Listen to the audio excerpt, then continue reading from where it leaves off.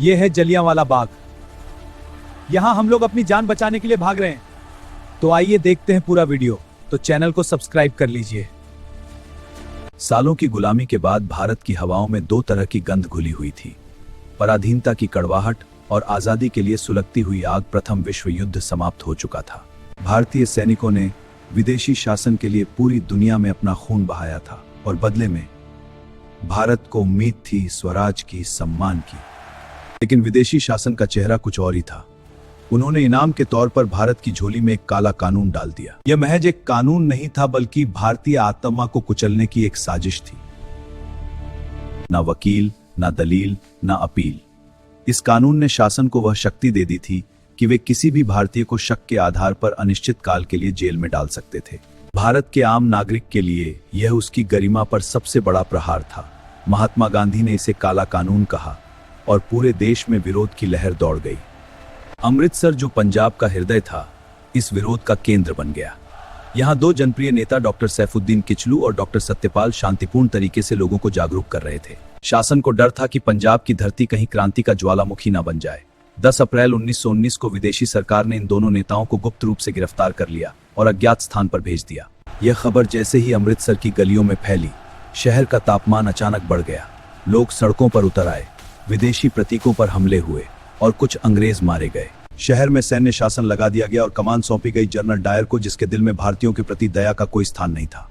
13 अप्रैल 1919 बैसाखी का दिन, पंजाब का सबसे बड़ा त्योहार। अमृतसर की गलियां आज सजी हुई थी, लेकिन उनके भीतर एक अजीब सा सन्नाटा और तनाव भी था। स्वर्ण मंदिर में माथा टेकने के लिए हजारों की संख्या में ग्रामीण और शहरवासी उमड़ रहे थे।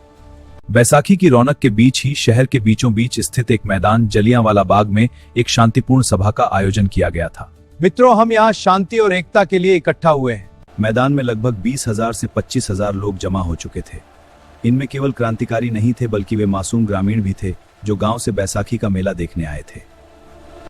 बूढ़े अपनी लाठियां थामे घास पर बैठे थे। महिलाएं आपस में बातें कर रही थीं और छोटे बच्चे मिट्टी में खेल रहे थे। कोई हंस रहा था, कोई नेताओं के भाषण सुन रहा था। उस भीड़ में एक छोटा सा बालक भी था। उधम सिंह अनाथालय में पला बड़ा, वह आज अपने साथियों के साथ वहां सेवा के लिए आया था। वह लोगों को पानी पिला रहा था। उसकी आंखों में बैसाखी की खुशी थी। मैदान के बाहर डायर अपनी गाड़ियों और सशस्त्र सैनिकों के साथ बढ़ रहा था। उसके पास मौका था कि वह भीड़ को तितर बितर होने की चेतावनी दे। उसके पास मौका था कि वह सभा को रोक दे। लेकिन डायर को शांति नहीं चाहिए थी। उसे नैतिक प्रभाव को पैदा करना था, जिसकी गूंज पूरे पंजाब को डरा दे। जैसे जैसे सूरज ढलने की ओर बढ़ रहा था, बाग के एकमात्र रास्ते पर बूटों की आहट सुनाई देने लगी। सैनिकों ने अपनी बंदूकों में गोलियां भर ली थी। डायर ने घड़ी देखी और अपने सैनिकों को उस संकरे रास्ते पर तैनात कर दिया। हजारों लोग अंदर बेखबर थे। हजारों जिंदगियां आखिरी बार सांस ले रही थी। घबराइए नहीं, सरकार हमें डराने आई है। वे गोलियां नहीं चलाएंगे। मगर वे गलत थे। गोली चलाओ। अगले ही पल शांतिपूर्ण माहौल चीखों के समंदर में डूब गया। बंदूकों से निकली गोलियां हवा को चीरती हुई मासूम सीनों में उतरने लगी। भागो! इधर भागो! गोली हटाओ!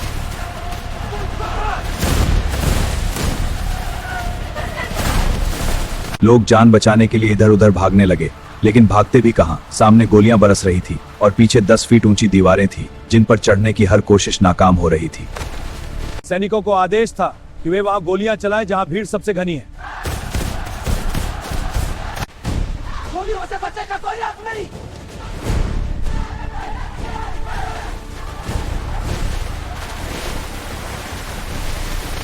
बाग के बीचों बीच एक पुराना कुआं था।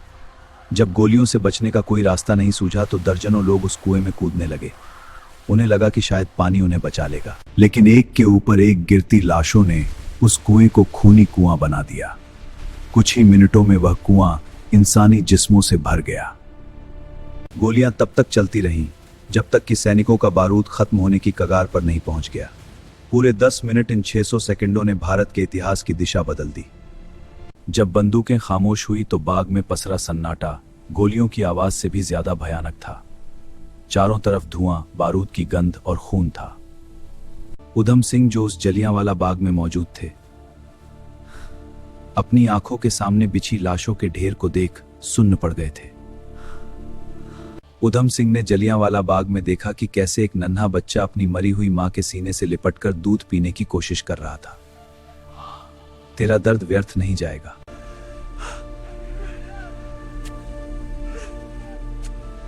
क्या गुनाह था तुम्हारा, मुझे अकेला छोड़ गए।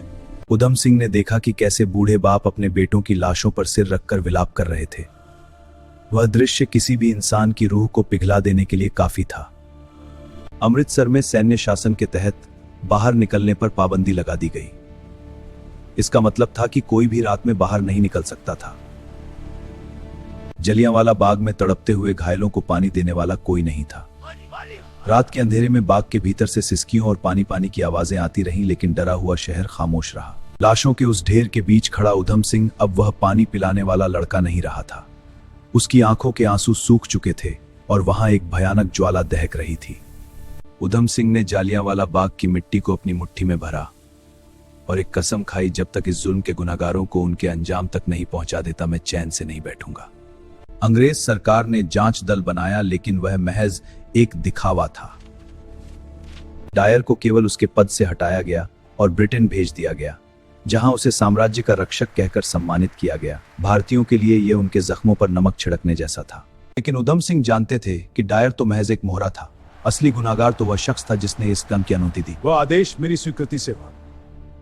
तो तुम ही असली गुनाहगार हो। पंजाब का तत्कालीन शासक Michael O Dyer. Udham Singh के लिए यह लड़ाई अब सिर्फ गुस्से की नहीं, बल्कि एक साधना बन चुकी थी। उन्होंने समझ लिया था कि इस विशाल साम्राज्य से टकराने के लिए सिर्फ जज्बा काफी नहीं, बल्कि अटूट धैर्य और रणनीति की जरूरत है।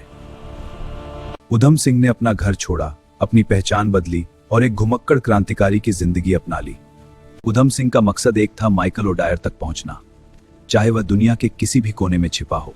उनकी यह यात्रा उन्हें अफ्रीका के जंगलों से लेकर अमेरिका के आधुनिक शहरों तक ले गई। उन्होंने क्रांतिकारियों के साथ काम किया और आजादी की लहर को समझा। इसी बीच भारत में क्रांतिकारी गतिविधियों का नया सूरज उदय हो रहा था। उधम सिंह की मुलाकात भगत सिंह से हुई।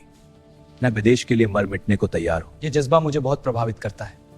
उधम सिंह उन्हें अपना गुरु और आदर्श मानने लगे। लंदन की सड़कों पर घूमते हुए उधम सिंह एक साधारण भारतीय मजदूर की तरह दिखते थे, लेकिन उनके कोट के भीतर एक हिसाब छिपा था जिसमें माइकल ओ डायर के हर कदम की जानकारी थी।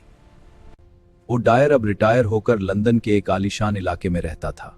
वह जलियांवाला बाग की घटना को अपनी महान उपलब्धि मानता था। यह मेरी सबसे बड़ी जीत थी।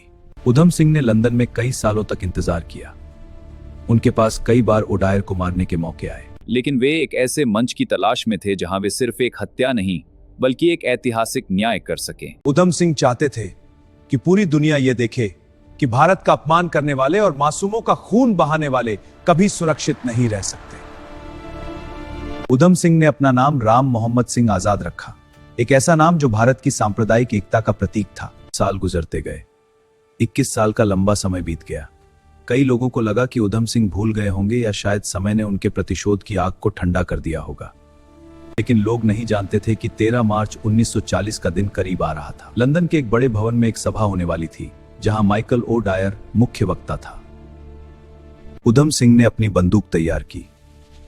एक पुरानी किताब के पन्नों को बंदूक के आकार में काट लिया ताकि उसे बिना किसी शक के अंदर ले जाया जा सके। 21 साल का इंतजार अब चंद घंटों में सिमटने वाला था। भवन के भीतर का माहौल गर्माहट से भरा था। वहां अंग्रेजों की एक महत्वपूर्ण सभा चल रही थी। मंच पर साम्राज्य के वो लोग बैठे थे जिन्होंने कभी भारत के भाग्य का फैसला किया था। उनमें सबसे प्रमुख नाम था माइकल ओ डायर। सभा के पिछले हिस्से में एक शख्स बड़ी शांति से बैठा था। उसने ओवरकोट पहन रखा था और चेहरे पर एक अजीब सा ठहराव था। यह उधम सिंह थे। माइकल ओ डायर ने अपना भाषण पूरा किया और जैसे ही वह मंच से नीचे उतरने के लिए मुड़ा, उधम सिंह अपनी जगह से उठे। उनके चलने में कोई हिचकिचाहट नहीं थी, कोई डर नहीं था। उधम सिंह ने अपनी किताब से बंदूक निकाली और 2 गोलियां ओ डायर के सीने में उतार दी। ओ डायर फर्श पर गिर पड़ा। भवन में भगदड़ मच गई। वे चाहते तो भीड़ का फायदा उठाकर निकल सकते थे, लेकिन वे कातिल नहीं, एक न्यायकारी थे। मैंने अपना काम कर दिया है, अब तुम अपना काम कर सकते हो। और डायर उसी मौत का हकदार था। वह मेरे लोगों की आत्मा को कुचलना चाहता था, इसलिए मैंने उसे कुचल दिया। 31 जुलाई 1940 को लंदन की जेल में उधम सिंह को फांसी के तख्ते पर ले जाया गया। जब फंदा उनके गले में डाला गया तो मुस्कुराते हुए उधम सिंह शहीद हो गए। दशकों बाद 1974 में शहीद उधम सिंह की अस्थियां ससम्मान से भारत लाई गईं।